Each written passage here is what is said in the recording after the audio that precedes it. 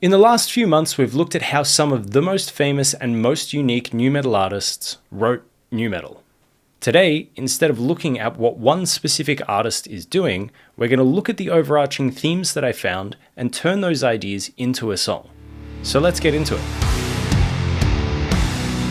Nu metal as a genre is broad. Bands like Slipknot and Mudvayne seem to have very little in common with Linkin Park and Papa Roach, except that they appeared around the same time. So the first thing we need to do is identify the elements that make nu metal nu metal. What I noticed was the fusion of heavy metal with bits of hip-hop, funk, and industrial. The rhythms were syncopated, the vocals would often include rap, singing, and screaming, electronic instruments were everywhere, and there was at least one memorable musical hook per song. This means that for the sake of this video, bands like Linkin Park, Papa Roach, and POD are the sound we're aiming for. Whilst I love loads of other nu metal bands like System of a Down, Korn, Slipknot, and Limp Bizkit, these bands push too far down their own avenues of alternate metal, death metal, or rap metal. They may keep a foot in nu metal, but to me, they're not using enough of these elements as often as required to give them the quintessential nu metal sound. So the first element to look at is the drum groove. The groove is the foundation for most nu metal songs. Now notice here that I said the drum groove and not the drum beat.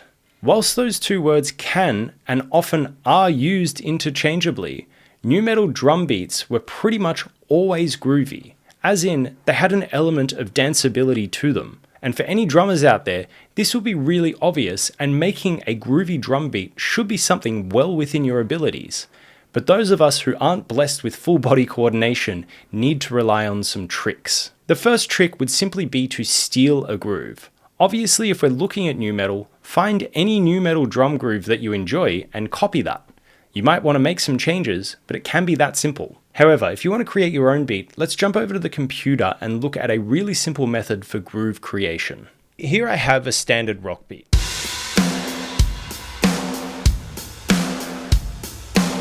Right, it sounds fine, there's nothing really wrong with it, but it doesn't make me want to dance. And remember, dancing is a priority in this genre. I'm going to start by moving around some of the kicks and see how it feels.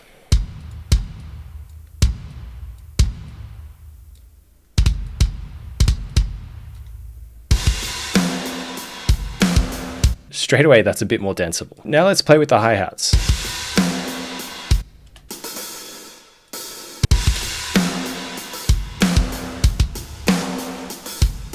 And now let's add in some ghost notes on the snare.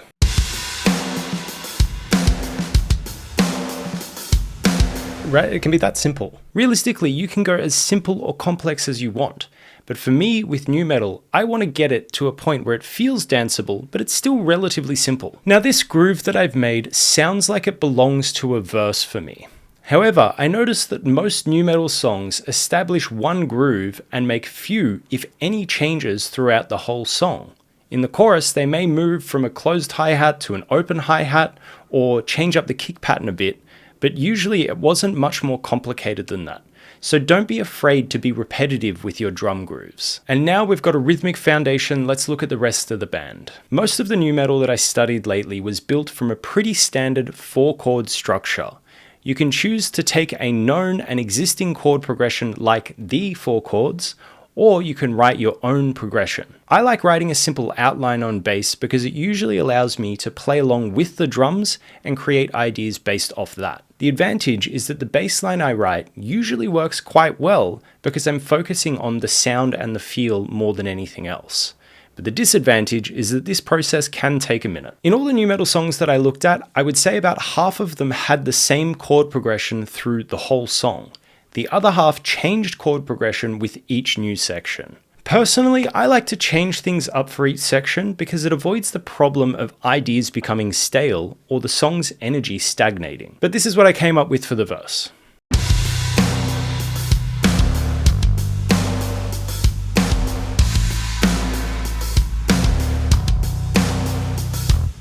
The chorus is going to need to sound bigger than the verse, so I put some basic guitars in there to fatten it out. This is my chorus idea.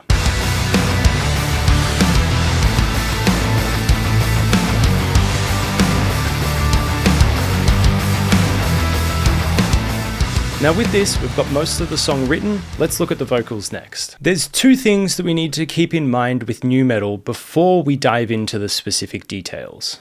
The first is the lyrical topics. Typically, the lyrics weren't positive. Whether it's some type of Linkin Park perspective where the world doesn't understand you, or intense social topics like POD's Youth of the Nation, most of the songs were emotionally heavy. So take a topic that has some emotional weight and write lyrics about that. And the second thing is the expression of emotion. No matter which genre you're working with, you should aim to capture an emotional performance. The further you lean into the emotion, the more pronounced the emotion will feel to the listener. And if you do a good job, people won't hear that the melody is simple or complex. They will just connect to the emotion. With nu metal, you're using very common chord progressions, and as we're about to see, very common melodic patterns as well. But none of that matters if you can't trigger emotions in your listeners. So with that out of the way, let's look at writing catchy choruses.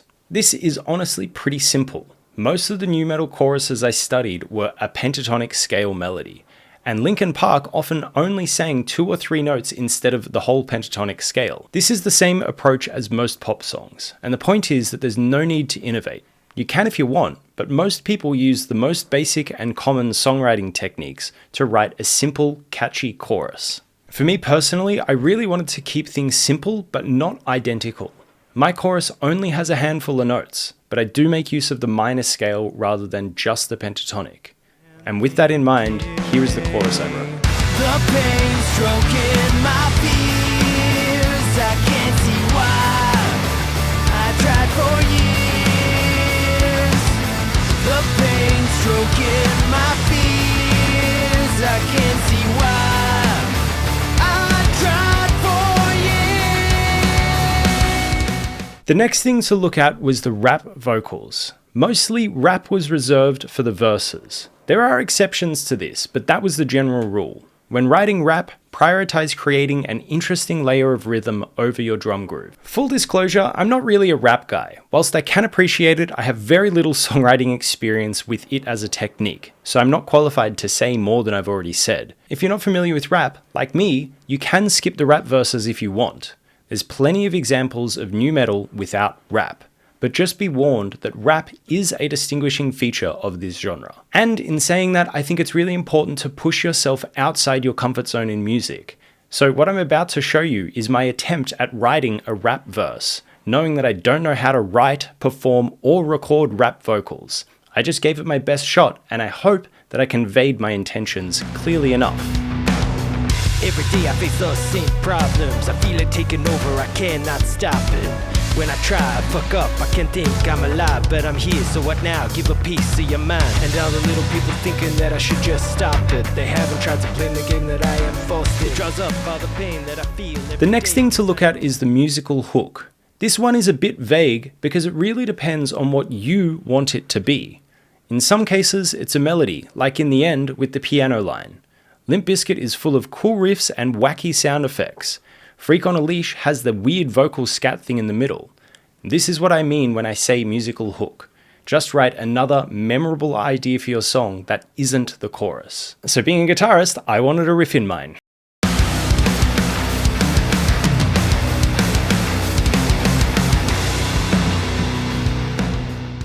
And that brings us to the final element, which is post-production.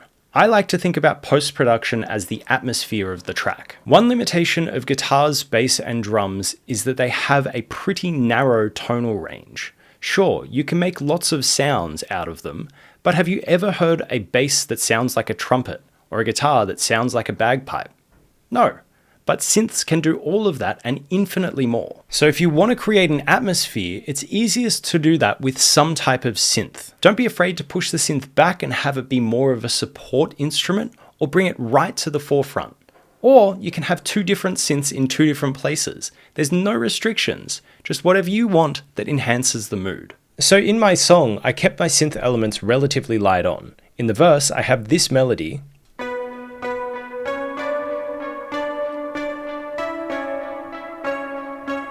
and that's just a combination of piano and some random synth preset that I liked. In context, that sounds like this. Every day I face those same problems. I feel it taking over, I cannot stop it. When I try, fuck up, I can't think I'm alive, but I'm here, so what now? Give a piece of your mind. Aside from that, I found this cool rhythmic synth that supported my bass line to give it a bit of extra life.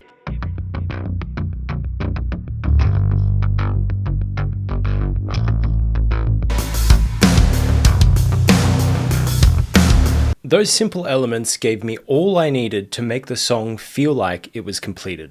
And that's how to write a nu metal song. Start with groovy drums, add in a simple chord progression, write simple melodies, but make sure that the lyrics and performance is emotional, and enhance your ideas with synths and post-production. Also, don't forget to include a cool musical hook as well. What would you like to learn how to write next? Doesn't matter if it's a band or a genre or just a general idea. Leave it in the comments and I'll add it to my list of videos. If you're wanting to dive deeper into nu metal songwriting, I recommend checking out either my Korn or System of a Down videos here. They're both quite unique bands that approach all these ideas in a different way.